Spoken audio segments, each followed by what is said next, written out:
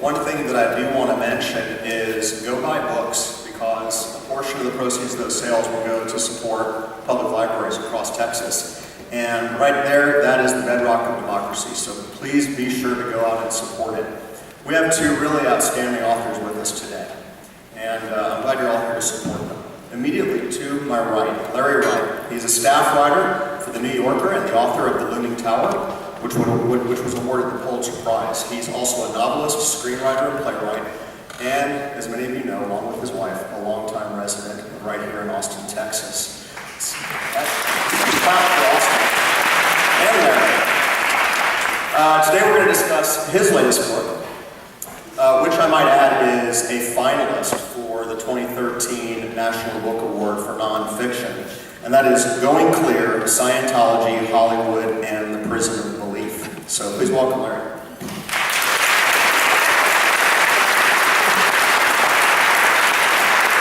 So Larry's right is Jeff Guinn, who is joining us here from Fort Worth. He's a best-selling author of 16 previous books of fiction and nonfiction, including Go Down Together, The True Untold Story of Bonnie and Clyde, which was a finalist for the Edgar Award in 2010. He's a former investigative journalist, now a frequent guest on television and radio programs nationally. He's also one of only 40 members of the Texas Literary Hall of Fame.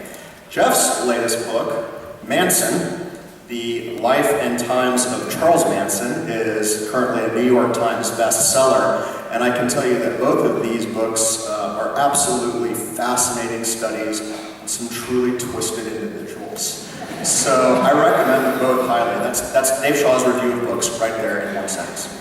So let's get this started. These guys have more in common than you think, and one of the ones that really surprised me and I found interesting in actually the Manson book was that Charlie, we'll call him Charlie. We're pretty familiar with him. He's Charlie in the book. Charlie Manson really studied Scientology.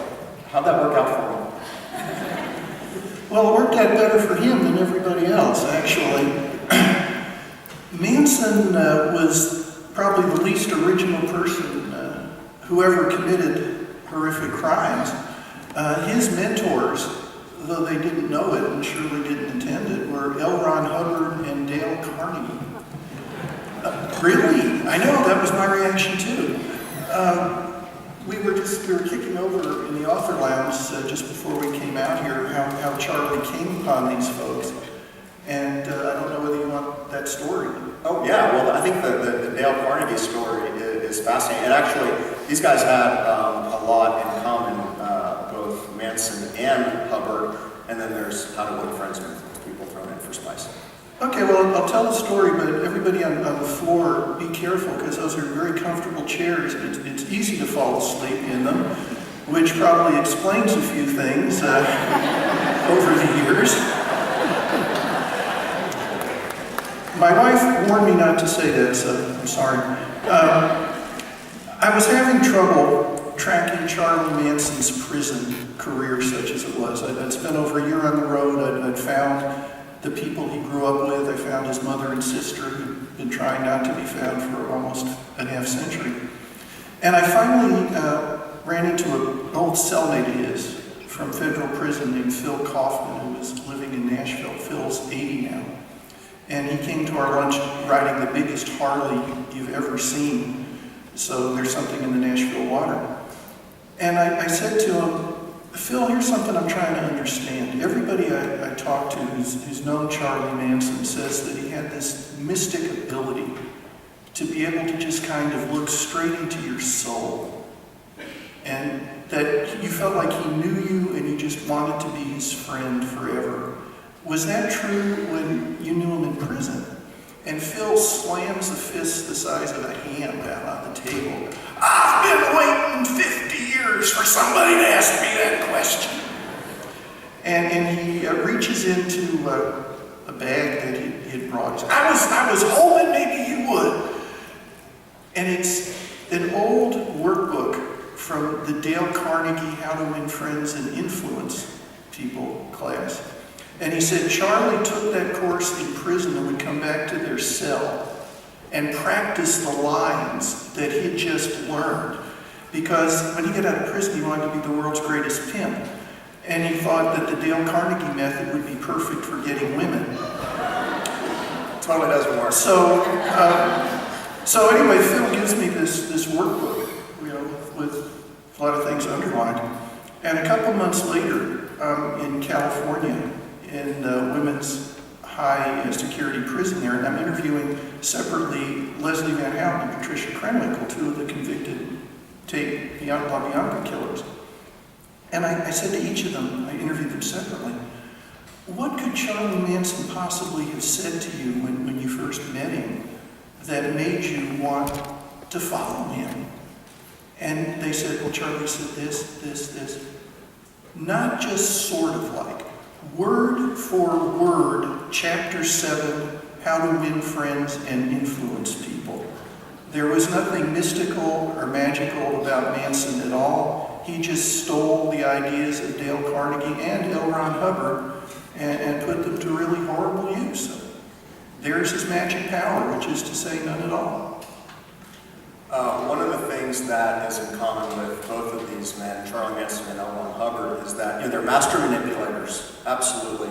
And they also really knew the power of celebrity culture, both of them very well. And maybe Ron Hubbard a little bit more famously, but both of them knew celebrity culture and they knew how to really tap into that. And in the case of Scientology, it was even carried on really deeper into the church with other people of the church as well. But I want to ask you both, maybe starting with Larry, to talk about the relationship between these two notorious stories in celebrity culture. And also, Larry, Bart Simpson, Scientologist? A lot of Scientologists out there. But I think L. Ron Hubbard, who was the founder of Scientology, he kind of came out of the self-help culture.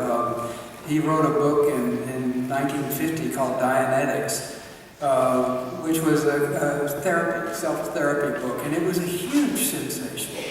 And it sort of set the standard for all those post-war self-help books that came along after that. And he made lots of money and lost it. And he even lost the rights to the name Dianetics. And so, what was he going to do? He decided to start a religion. Well, where would you do that if you're, looking around America in 1954? And I think with a certain kind of genius, he understood that celebrity is worshipped in America. And where is the headquarters of celebrity is Hollywood. So he set up his church in Hollywood. And early on, in the early days of the church, they put out a notice in Scientology magazine about celebrities, who we want in the church. And there was a list of them, and they included Walt Disney,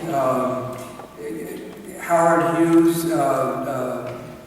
some of the most famous people in the world. And, go out and get these people and bring them in.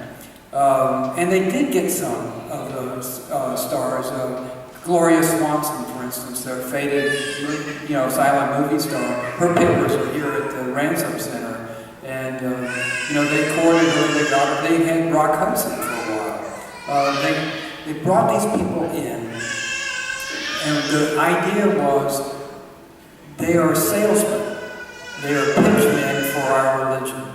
And if you put somebody like, the ideal person would have been at that time Rock Hudson, if he had stayed in front of the church, other people will join him.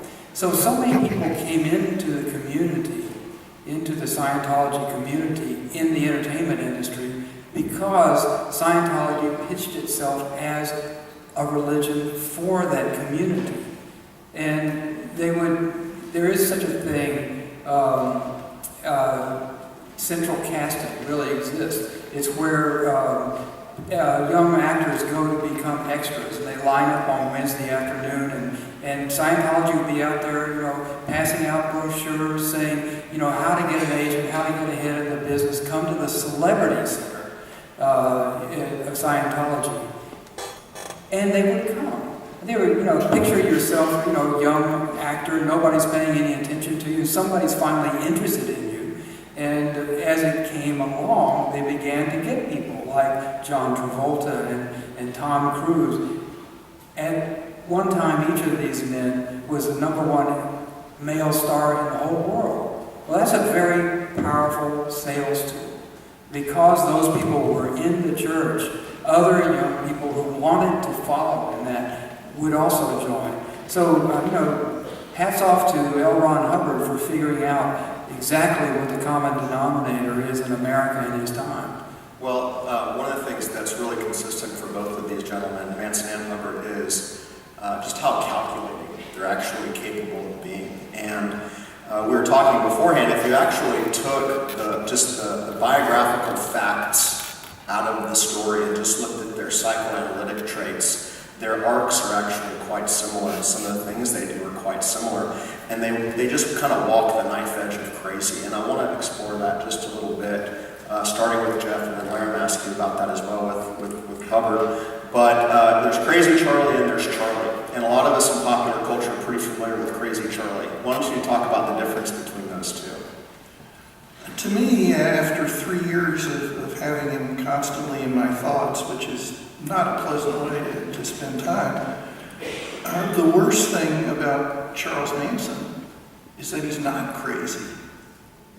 And what we've seen for 44 years is someone who is carrying out a brilliant act, and that's actually not just my opinion. Krenwinkel and Van Houten, again, both separately told me this story, that about a week before they were arrested out in Death Valley, Manson called the members of the family together and said, if I'm ever arrested again, I'm going to put on my Crazy Charlie act until they finally decide I'm insane and have to let me go. But don't any of you believe it, it's just an act. And then see him over the course of time play Crazy Charlie when he wanted to intimidate somebody or get away with something. And they're convinced to this day what you're seeing is an act. Van Houten was just turned down for the 20th time for parole. She says she deserves parole because, unlike the others, that second night with the La Bianca, she never killed anybody. She just stabbed a dead body a few times. And she feels that 44 years is enough time to serve. But she said she was asked in the parole hearing what she's always asked, and is the question that no one believes the answer to. How could you, if you're an intelligent human being, ever fall for this insane Charlie Manson? And she said she always tries to explain that the Manson you've seen those few times on TV or in these years since is not the way he acted with us. He was completely different. But that no one will believe he's just putting on a show. He is, and we talk about Travolta and Cruise, great actors. Manson's been playing this role now for 44 years and he's still pulling it off. I thought that was really interesting. In the case of Ron Hubbard, it's a little bit different. There are certainly references to paranoid schizophrenia. He went through different psychotic testing early or sort of as a young adult. But he's not necessarily as much putting on an act about crazy. What's interesting in this book is the ambiguity you leave as to whether or not he buys his own bullshit. And I'm wondering, have you fallen somewhere on the answer to that question? Yeah, I think it's hard to put a category on his state of mind. He was worried about it himself. And when he got out of the Navy, he sent a note to the Veterans Administration saying he was worried that his mind was disturbed and he needed help. But there's no evidence in his medical records he ever got that help. I've had many different, psychiatrists and so on throw out, he's a paranoid schizophrenic, he's a malignant narcissist, every category you can imagine, has been used to frame him. No, as far as I can tell, no other individual in history, perhaps, ever described his own mentality as thoroughly as L. Ron Hubbard. He spent all this time. He has the Guinness Book of World Records for the number of book titles published, more than 1,000. So he constantly was writing. He was always writing about himself. And a lot of what Scientology is a journey into the mind of L. Ron Hubbard. Now, it's an interesting question. If you take that journey, do you become crazy? I'm not saying it facetiously. I have talked to people that believe that. And not if you read the book. That will not make you crazy. Read the book. You know, the process of Scientology is supposed to be spiritual technology that leads you to enlightenment, and a step-by-step, guaranteed to succeed program. And when you get to a certain level, it's called the operating Thetan 3. Certain truths are revealed to you, and this is the whole Xenu story and so on. But your task at that point is you're told that you're infested with what he calls body Thetans. These are alien creatures that have attached themselves to you, and everything that's wrong with you is part of these body Thetans. And what you're supposed to do is take this e-meter and spend much of your time every day scanning your body to find out if there is an alien in there. And if there is one, you say, go away. And then, you try to find another one. Now you can picture Tom Cruise spending, all his time on the lot, but this is what an upper level Scientologist is supposed to do. And a number of Scientologists have had serious mental breakdowns because I think of the dissonance of, the world as it is and the world as it's presented to them. Trying to reconcile those two things is the hard thing. And L. Ron Hubbard certainly had a fascinating mind, and it was probably a very disturbed one. And those people who take his path, many people have told me they've been rewarded by Scientology, and I don't doubt it. I think that, therapy and, guidance, counseling from any source can be very helpful. I don't dispute that. But I do think that there is a certain danger in giving over your own agency to a school of thought, no matter what it might be, but in this case, Scientology. And this is paradoxical, because when you get into Scientology, one of the axioms that you learn is, if it's not true for you, it's not true. And yet, so many people in Scientology wind up believing things they never thought they would believe.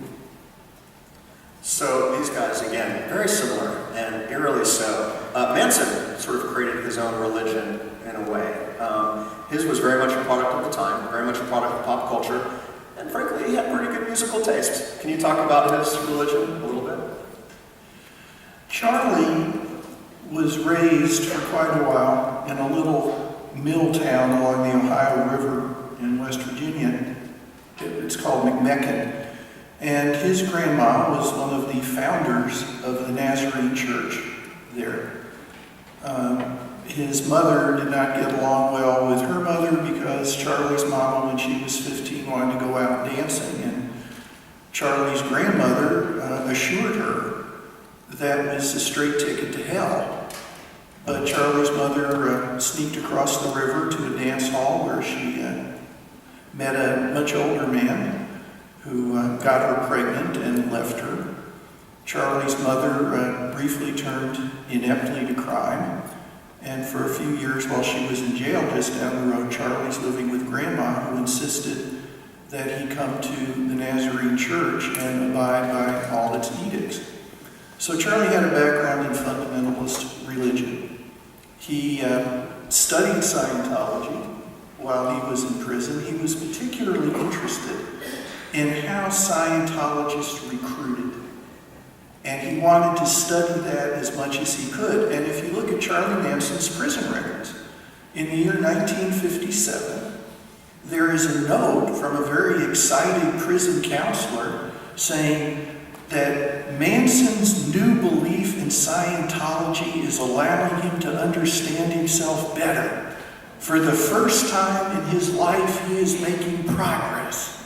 And what Charlie was actually making progress in was studying the tenets of Scientology and how he could glom onto some of that, mix it with a little Dale Carnegie, toss in the shaking of fundamentalist belief, and then when he ran across the Beatles and their song lyrics, that just completed the cake mix for Charlie.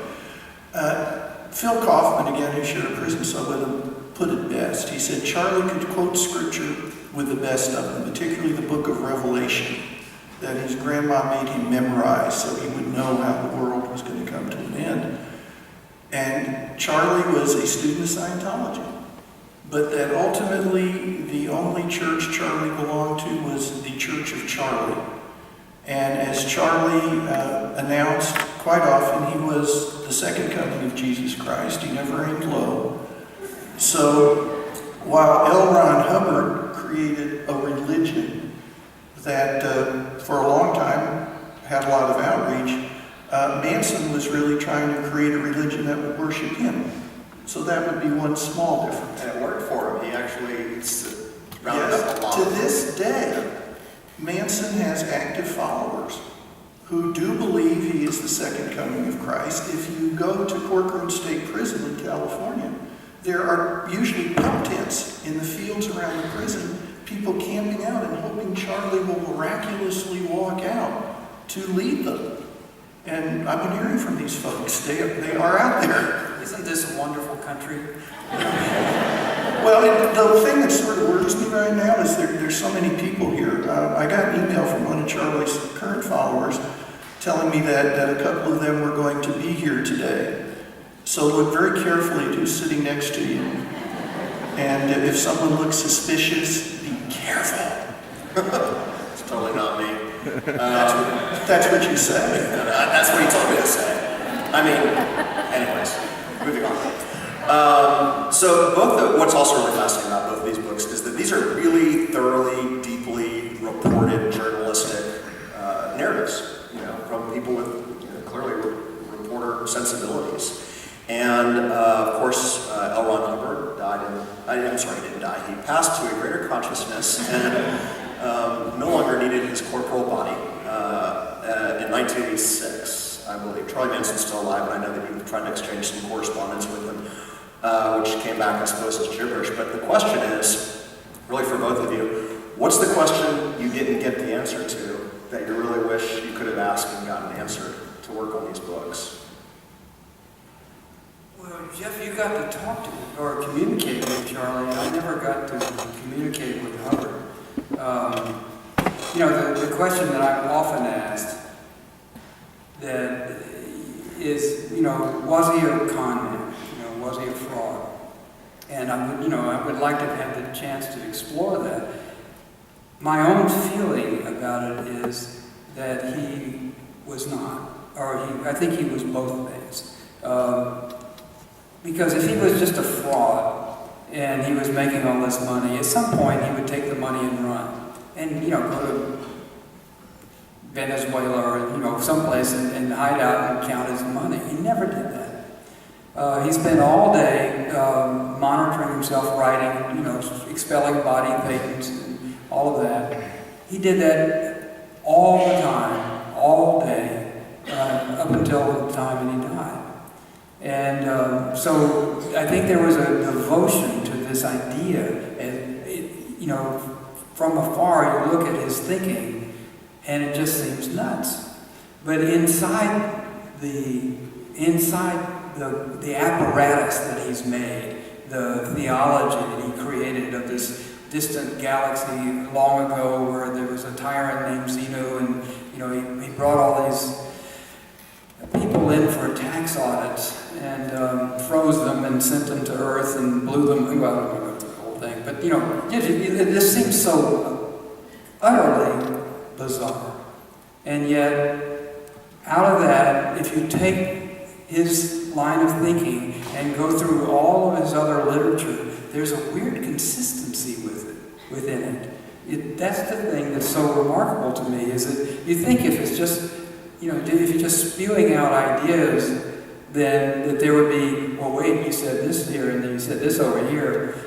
you don't really have that experience when you're combing through it. So it's an alternate reality, I think. And I think that he was the greatest victim of it. But he was really conscientious and said, hey, let's set up a church. This is going to make some cash. And you actually report that. So either, well, I guess you're saying he's both, but certainly megalomaniacal if he's really into it. I mean, wouldn't you agree with that sort of? Well, yeah, he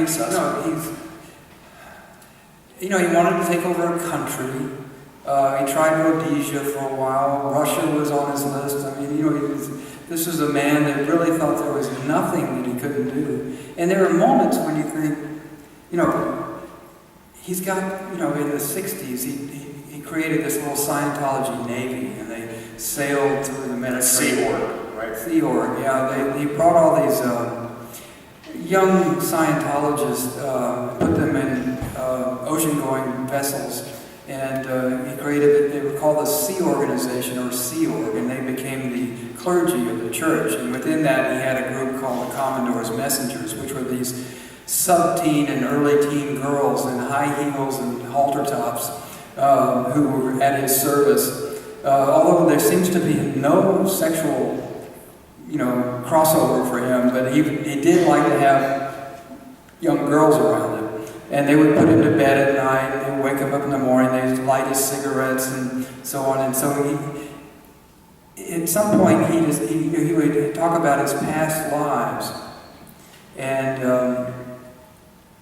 he said that back in 3,000 years ago, he was a Carthaginian sailor, and he buried a lot of gold around. And let's go out and find it.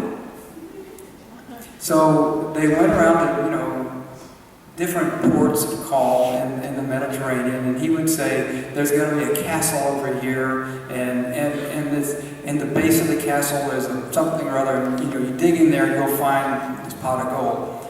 And all these young people went out and looked for the gold. Now, they didn't find anything. But they did not believe that it was there. They just failed to find it. Now that's part of what's going on in that. The evidence is this is nonsense. But it was fun. There was a spirit of adventure, and also there was this. It had to be there. We just didn't find it because Hubbard says it was there, and it's our fault that we didn't. Or it was there. I found a coin, like a Roman coin. It must be part of the treasure. There was always just enough evidence, and people would be sort of psychologically coerced to say, yes, it was verified. We were able to establish the truth of that memory. And because they would testify, other people would believe it. And yet there was never anything to support the story. And that's the interesting tale about why people would go along with that, even though every step along the way is being essentially proved to them that it's wrong. Yeah, that's interesting because both of their followers were looking for signs that would justify belief. If the thing maybe that they most had in common was the ability to persuade their followers that even if the most far-fetched fact proved not to be true, it was the followers' fault and not theirs.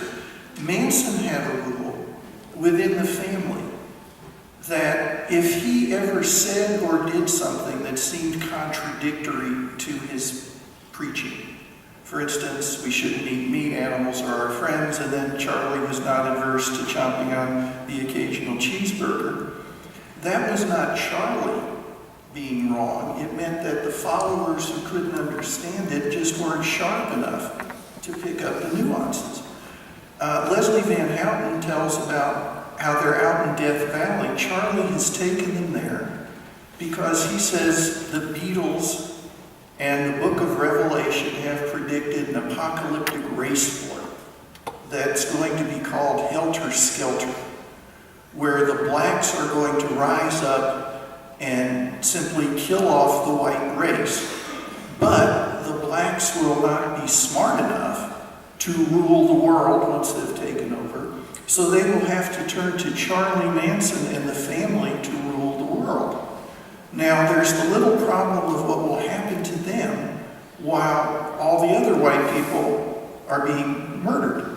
And Charlie told them that they had to go out to Death Valley because there was a bottomless pit in Death Valley. And in this bottomless pit, at some level, was a golden city. And there Charlie and his followers could live without aging and turn into whatever creatures they should want to be.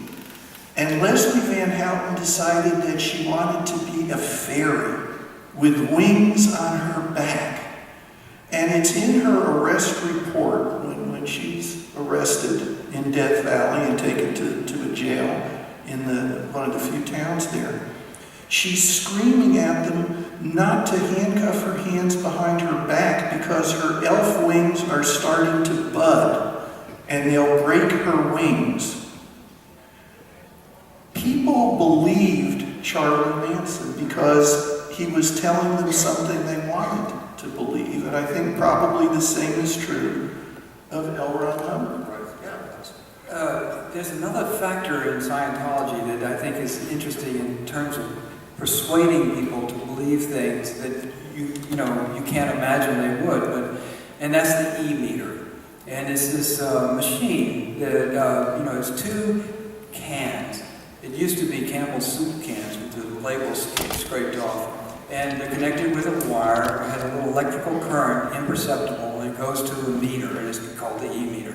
And on one side, you have your auditor, the person that's counseling you, and then you're holding the meter, the cans, and he's looking at the needle that moves in response to essentially measure your electrogalvanic skin response. It's 1/3 of a lie detector. A lie detector also measures your pulse and respiration. So imagine that you're in therapy and you're on a lie detector. It changes the relationship. Now, sometimes in Scientology counseling, you'll be asked, but much as you would be in psychoanalysis, if there's a disturbing event in your life, let's talk about it. What happened to you? My husband yelled at me today, and so I can see that that's upsetting you. The needle is moving. Talk it out. Tell me the story 3 or 4 times. Now, was there something earlier in your life that reminds you of?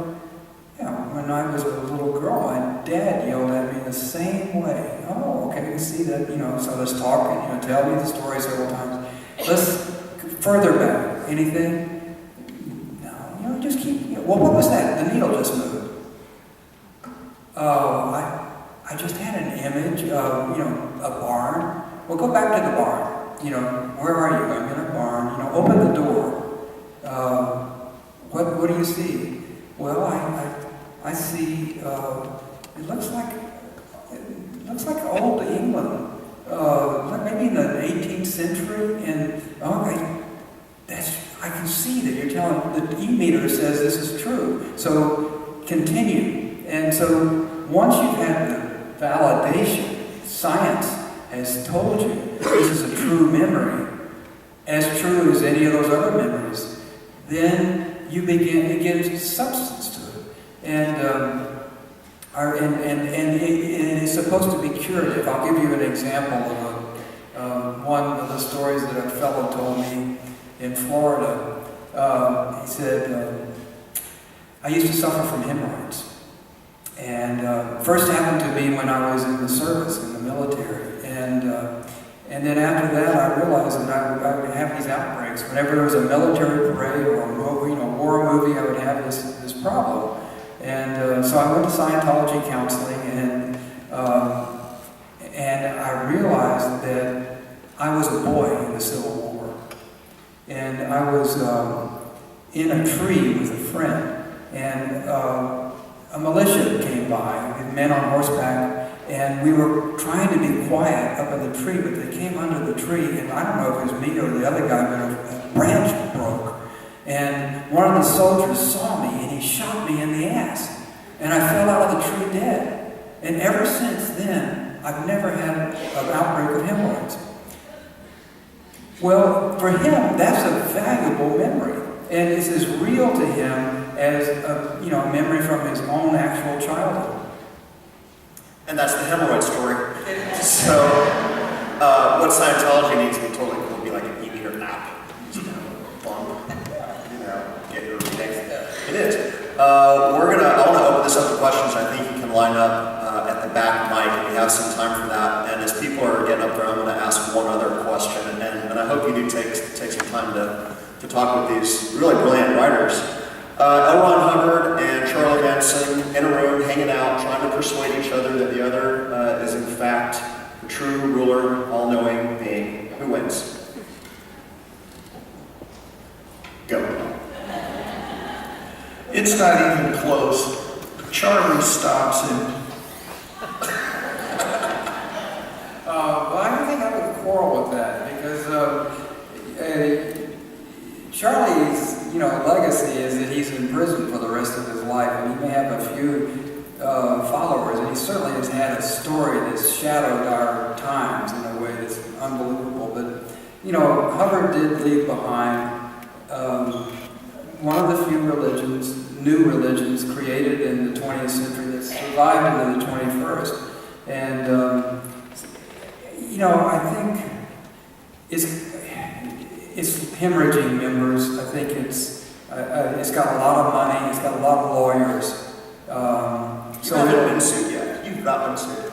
I have been threatened right and left, but I don't think they're going to sue me because in order to actually, that doesn't mean they won't sue me, but in order to win a suit against me, they would have to demonstrate what's called actual malice, which is a legal term of art, meaning that I deliberately misinterpreted or misrepresented facts in order to distort the image of the church, and I didn't do that. No, absolutely not. And I think that's one of the really interesting parts of the read on that. Yeah. Let me just interject that don't misunderstand what I just said. In terms of influence, creativity, L. Ron Hubbard by far overshadows Charles Manson. Manson never did anything really unique in his life.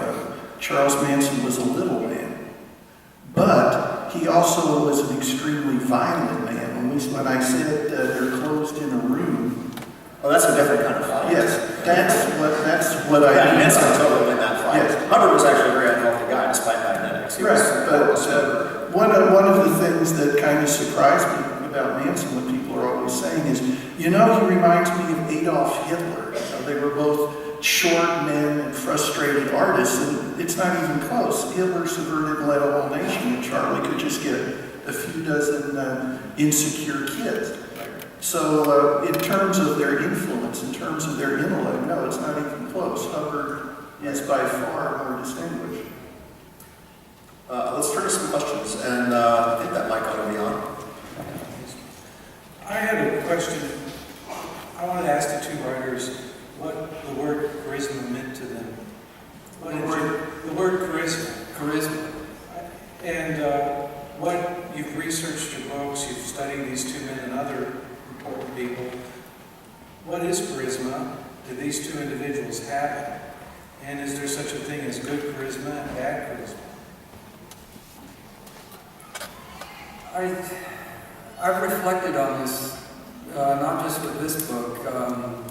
My last book, Looming Tower, Osama bin Laden was also described as being charismatic. And I don't think he was. He was a sort of shy man, kind of an effete manner, but I think he had a mystique about him. I would use that. He kept to himself. He did, but he was an unusual man in that he was tall and he was a rich Saudi and he was in a place where you didn't see people like him. You mostly, you saw at the beginning of Al Qaeda, middle class Egyptian technocrats, and then Bin Laden came along. He had all this money and he carried himself with a certain aplomb, and it was the mystique. But people attribute, people who were close to him say he wasn't charismatic. And it's like the further you got away from him, the more charismatic he seemed to people. With Hubbard certainly did cast a spell on people that were close to him.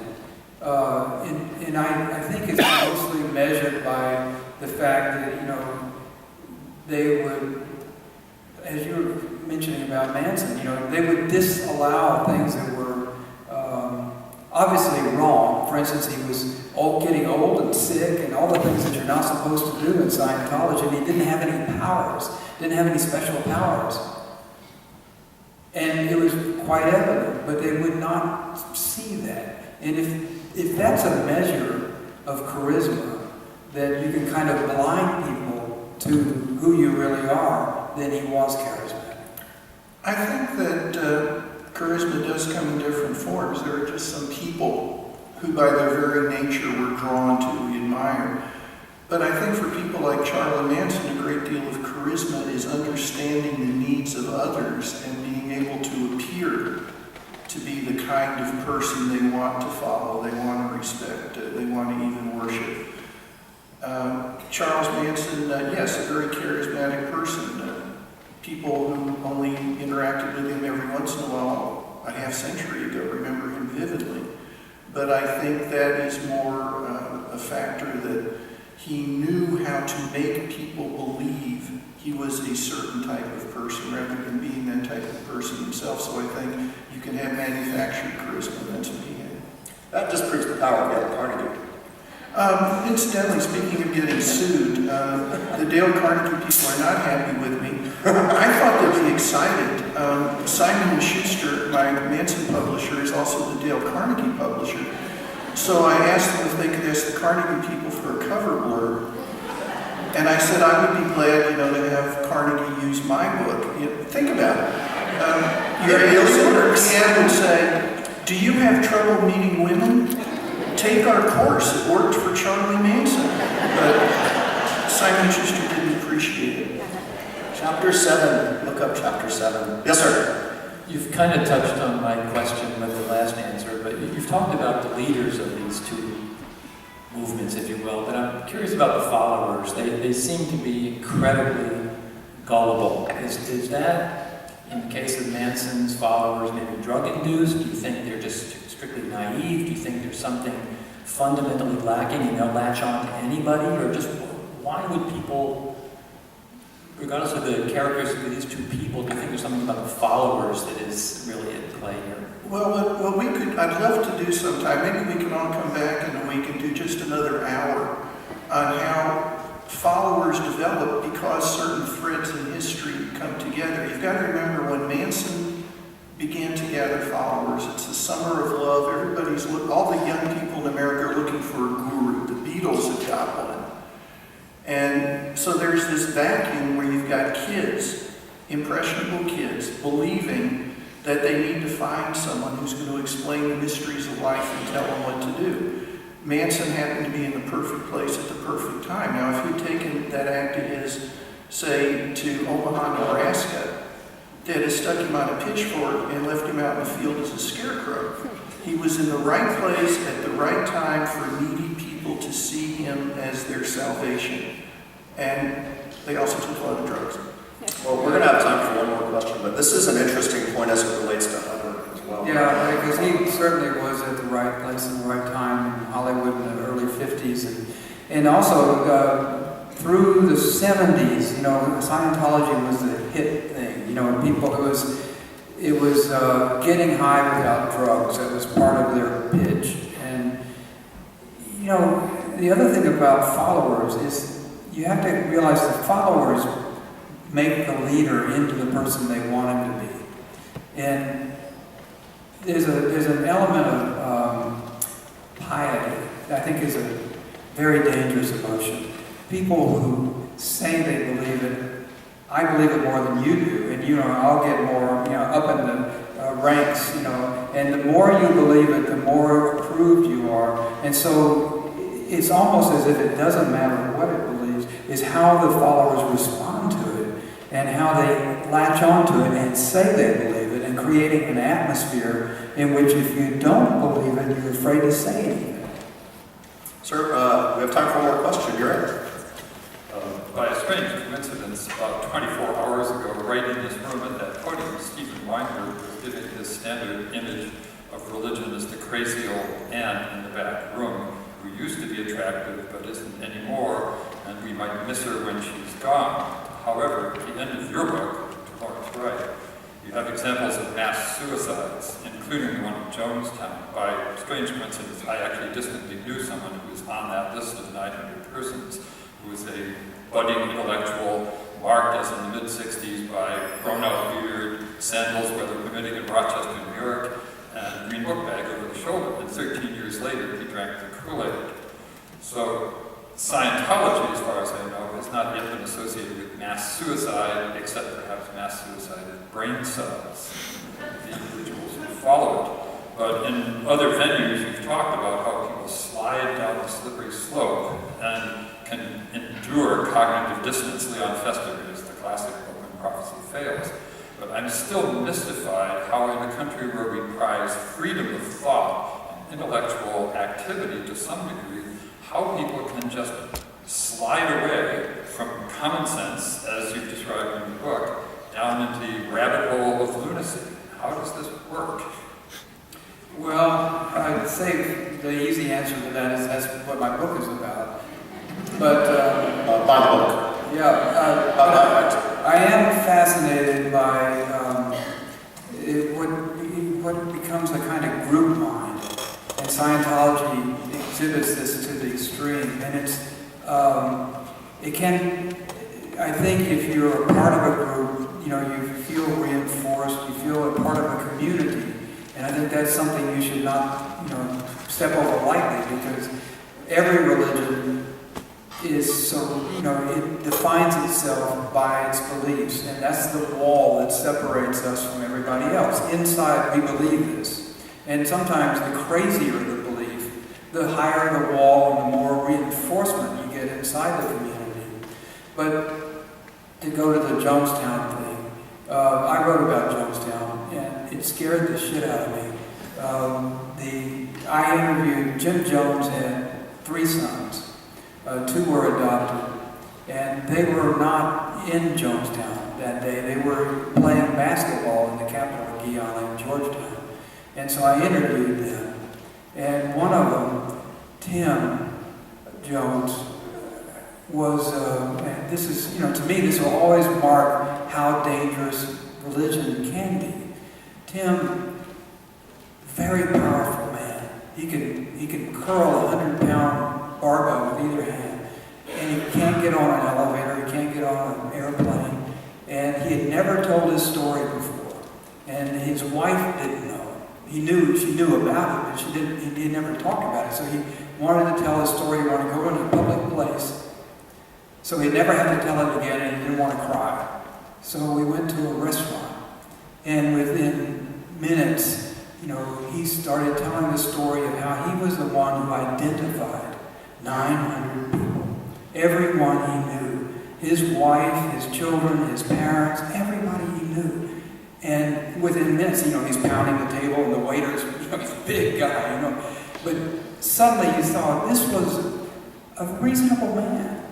This was a person who, perfectly intelligent, creative person, but he had gotten into a group think, and had been trained night after night to prepare himself to drink that Kool-Aid.